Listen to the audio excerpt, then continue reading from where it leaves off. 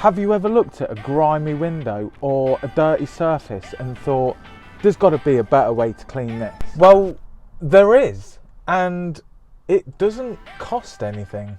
Let's get into it. Spend less time scrubbing frames. Regular window cleaning only really requires 1 or maximum of 2 passes on the tops and side of the frames, and this strategy means we can get through work quickly while still maintaining a high level service. Use a bigger brush.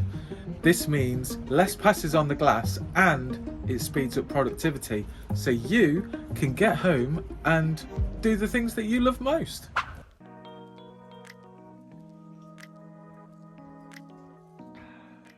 Work around the house more efficiently. Start and finish points should be planned strategically.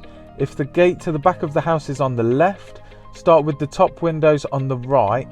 You can then clean the bottom windows on the side you started with and finish closer to the exit, and this means you're closer to the van.